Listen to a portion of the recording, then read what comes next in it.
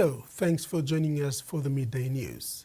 Prime Minister James Marape and Member for Defence has further clarified the separation of defence responsibilities from other portfolios currently held within the government, stressing that defence remains under his direct oversight, pending the outcome of an ongoing investigation into recruitment. He confirmed that Dr. Billy Joseph does not hold the defence portfolio. Prime Minister and Minister for Defence James Marape has emphasized the importance of separating defence responsibilities from other government portfolios, asserting that he will maintain direct oversight of defence matters while an investigation into recruitment practices is ongoing. He clarified that Dr. Billy Joseph does not hold the defence portfolio, countering criticisms from the opposition regarding his management of the Papua New Guinea Defence Force. The opposition has voiced concerns about the state of the PNGDF, alleging that it is being compromised by the Prime Minister's leadership. They accused Marape of dishonesty and of protecting individuals who should face disciplinary action, suggesting that these actions contribute to an internal dismantling of the Defence Force. The Prime Minister explained that while defence is being retained under his direct responsibility, Dr. Billy continues to hold other important national functions, including disaster and emergency services, fire services, and national volunteer services. He reiterated that these portfolios, while grouped under one minister, are separate in their mandates and operations. He emphasized that the government's priority is to ensure accountability, transparency, and proper governance while maintaining uninterrupted delivery of critical services across all sectors. Marape says further decisions regarding ministerial responsibilities will be made once the investigation report is completed. Freddie Mo, TV1 News. 8 lives lost, thousands of kina worth of properties and businesses destroyed, people displaced, schools and health services closed, and food gardens gone in just 5 months. That's the ugly face of tribal warfare. The Mirupa and Wambea tribes of Kagwa Central in Southern Highlands Province have finally come to the negotiating table, agreeing to lay down arms and allow life to return to normal. Ceasefire agreement was signed over the weekend to signify this. This agreement is about more than just laying down arms. It is about enemies seeing eye to eye for the first time, sharing a can of Coke again, and most importantly, it is about people not living in fear anymore. They can now sleep soundly and children can return to school without fear. The agreement was reached after months of peace talks and dialogues. Many individuals, local elites and businessmen, neighboring districts, churches and the Southern Islands Peace and Restoration Committee put time and resources to ensure peace was reached. The signing of the agreement on Saturday, 18th April 2026, marked the successful culmination of those efforts. You were clear on how we came here. What you mean, Dr. The discussions that we had, the disagreements that you had, but we managed it. You mean manage it, man? We managed it to be here today. If we had not managed it, suppose we look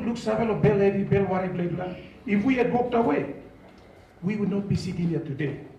Deputy Police Commissioner for Operations Samson Kua was present to witness this and commended the warring tribes for choosing peace over violence. Me like to thank you because the day is historic, especially your leadership like MD Mano, they were you said your leadership were actively involved with bringing the tribe alongside. You've done great justice for Kagwa people.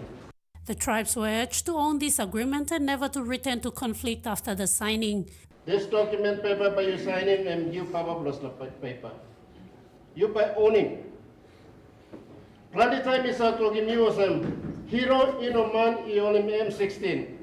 Hero is the man that Simpisa. I'm start sorry. Today you remember sign here. I'm start. Long blow road is up yet. It's like devil where I'm starting. Make him na unified. I'm told that we've lost about 8 lives. There's no way we're going to bring back these 8 lives. That's the bad thing about fighting. Kagua, you face those some knowledge. So boss, you may know that bagar na bogo mo sa nogat man bagam la bagar traffic bago sa mo layete.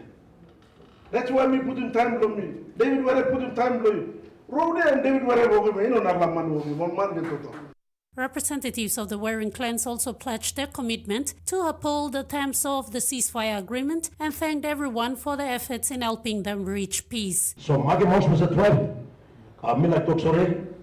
First of all, people of Honorary. People of Honorary, me like some bagara. Lo, can't way, direct, indirect. I'm you to have in name. So, me abi, me doctorate lo people of Honorary sema me bla mirwa. Mipla mirba megimna, you like some pipla, bagarabna. Several people and put go down. Now me come sana boss me come down no magi mas ko wonder. Teraper, no one more on some sort of papa line can help in the fight logan me place. Now me play laying down arms. We play the fight go down. The conflict between these two Kagua tribes started when the body of a teacher from the Mirupa tribe was found dead one December morning last year. A suspect was arrested from the Wambia tribe following this discovery. Disgruntled relatives of the suspect then retaliated and killed one more man from the Mirupa tribe.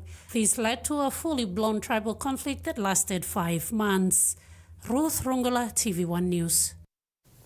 The First Aid in Schools program has begun its 2026 rollout, with training already delivered to schools in Central Province and the National Capital District.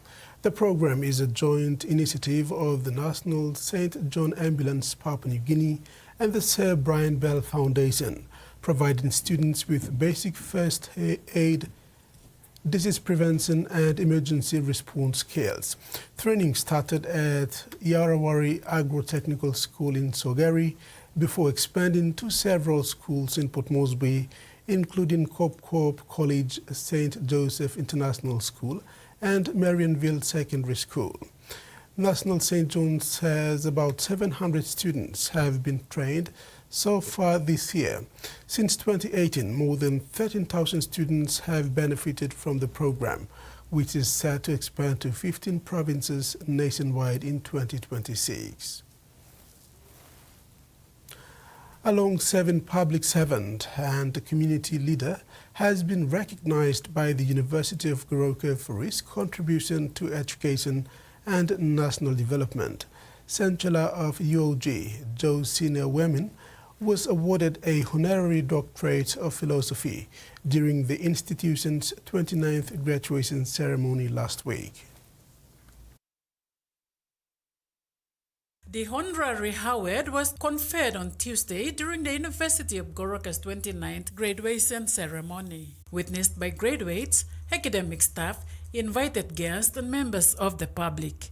Dr. Joe Sinewemen, originally from Simbu Province, received the honorary doctorate of philosophy in recognition of his leadership and service at the institution, as well as his contribution to public service in Papua New Guinea. The university said the award also recognized his work across government departments, state-owned enterprises, statutory bodies, churches, non-government organizations, and community groups. Family members, relatives, colleagues, supporters, and members of his community traveled to Goroka to witness the occasion. He dedicated the achievement to those who supported him throughout his career. Following the award, he will now be formally known as Chancellor Dr. Joe Sinewemen, PhD. He also reaffirmed his commitment to continuing his work with churches, community groups, non-government organizations, and civil society across the country. Joanna Pile, TV1 News. In regional news, the Queensland government is standing by its tough hate speech laws after a weekend of fiery community opposition. The defiant stance comes as a minister faced questions over whether he breached electoral laws. Made louder by efforts to silence it. People need to know calling for the eradication of an entire group of people is unacceptable. Dozens of people were arrested at pro-Palestinian protests over the weekend for chanting and displaying banned slogans. The phrases, "from the river to the sea" and "globalise the intifada" were recently outlawed by the state government in an effort to crack down on anti-Semitism. Queensland's police minister didn't comment on a potential High Court challenge to the laws, instead backing the actions of officers. Police have used their skill to identify who committed an offence and they've been put before the courts. Meanwhile, at Parliament, Sports Minister Tim Mander has faced questions over whether he complied with electoral laws. The member for Everton listed his voting address at the home of a staffer, but wouldn't confirm if he ever lived there. I have notified the ECQ of my change in circumstances every time and registered appropriately, and I've complied with every obligation the ECQ has. If Queenslanders can't rely on Mr Mander to be honest about his electoral enrolment, well, how can they trust him to run the Olympics? Parliament returns this week, where the latest adult crime, adult time laws are expected to be debated. In sports, the PNG Rugby Football League has continued rolling out training programs and clinics aimed at upskilling match officials and other technical personnel as part of an ongoing push to keep refereeing standards in touch with the evolving game across the country. Officiating at the recently staged PNG RFL National Academy Championship in Port Moresby and Goroka was another stepping stone for these match officials to develop and perfect their craft in refereeing at the next level. Junior Amatab, who recently took up refereeing last year, is making significant strides in his second year. Officiating the recently staged PNG RFL National Academy Championship in Port Moresby was another step up for Amatab and fellow match officials as they continue their development. He said the academy experience has been a valuable learning opportunity. For me personally, I've been. It's quite a challenge for me, to be honest. I've been learning a lot from the senior referees as well, and also some of our boys. They've been helpful, pushing us through the training and getting the basics right regarding refereeing and all this. Amatab served as both referee and task judge during the Academy Championship, putting into practice the lessons from his training courses. For me, yes, it's been quite helpful for me, to be honest. I've been part of the team for some time, and for this game, it has helped me tremendously about how to apply rules. We're with juniors, so basically our rules are not like the digital cup. We're only given the rules. We kind of, what would I say, the standard of the rules, putting it down to their levels.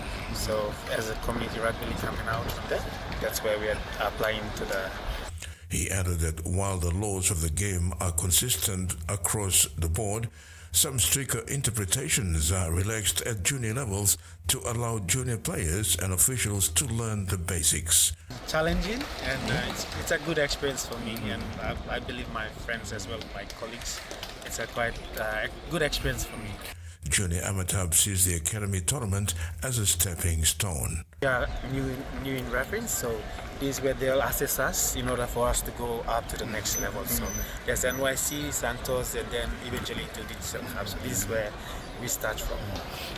Junior also expressed gratitude to PNG RFL Head of Player Pathway and Development Joe Grima and his team for the opportunity and support. The PNG RFL says continued investment in referee education and on-field experience is central to raising officiating standards across grassroots and elite levels, ensuring referees are prepared for the demands of modern rugby league.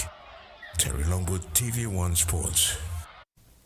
That's been the Midday News Update. Do join us at 6 for more news and sports.